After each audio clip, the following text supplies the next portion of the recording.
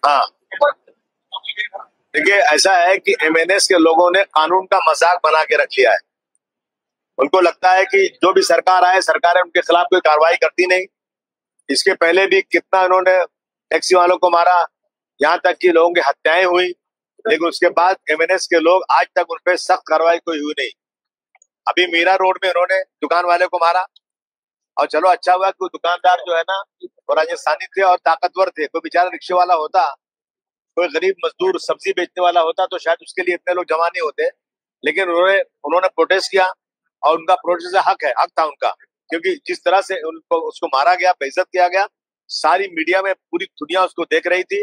मैं उनको बधाई देता हूँ, उन्होंने बिल्कुल अच्छा प्रोटेस्ट किया। अब जो एमएनएस प्रोटेस्ट करने जा रही है, मैं समझता हूँ ये गैर कानूनी है। इस तरह से बिल्कुल नहीं, सरकार को इस पर ध्यान देना चाहिए।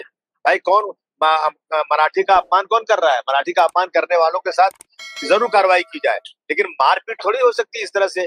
कानून में कहीं नहीं है। आज चीफ जस्टिस ऑफ इंडिया आ रहे हैं, अभी वो देखेंगे कि क्या मजाक बना हुआ है मीरा रोड में, इस तरह की हरकतें हो रही है।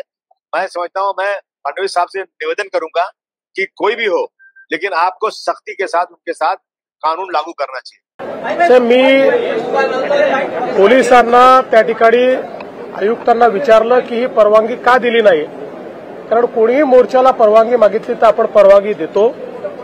मला आयुक्तांनी त्या ठिकाणी सांगितलं की त्यांच्याशी रूटच्या संदर्भात चर्चा सुरू होती, परंतु ते जाणीवपूर्वक अशा प्रकारचा रूट मागत होते की ज्यातनं कुठेतरी संघर्ष होईल।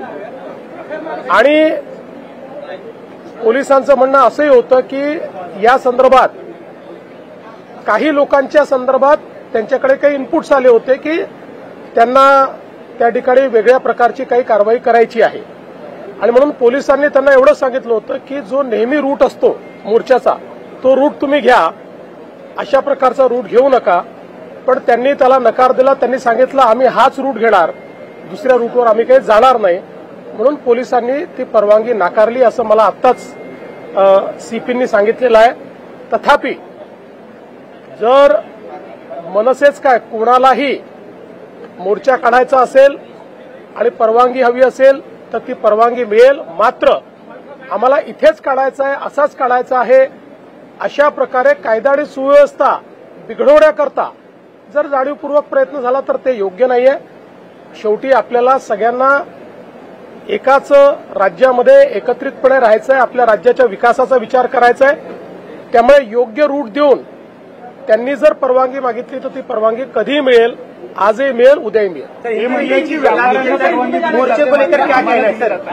असं आहे तेही मी विचारलं, त्याच्यावर सीपींनी मला सांगितलेलं आहे की जो रूट दिला त्या रूटवर जुना मोर्चा निघाला, त्यांनी कुठल्याही रूटचा आग्रह केला नाही। यांनी स्पेसिफिक अशा रूटचा आग्रह केला की जिथे मोर्चा काढणं कठीण आहे।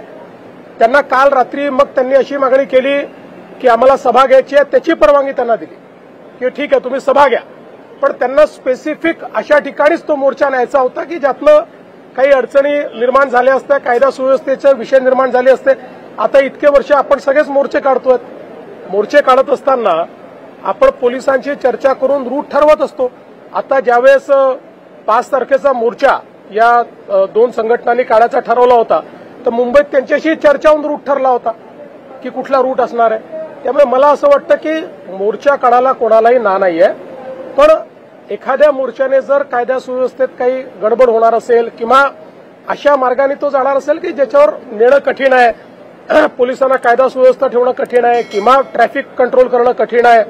आता तो रेल्वे स्टेशनवर गेल्यानंतर रेल्वे स्टेशनवर आपल्याला माहिती आहे मीरा भाईंदरचं रेल्वे स्टेशनची काय परिस्थिती असते। त्यामुळे पोलिसांनी सातत्याने त्यांना विनंती केली की तुम्ही हा रूट बदला, पण ते बदलायला तयार नव्हते।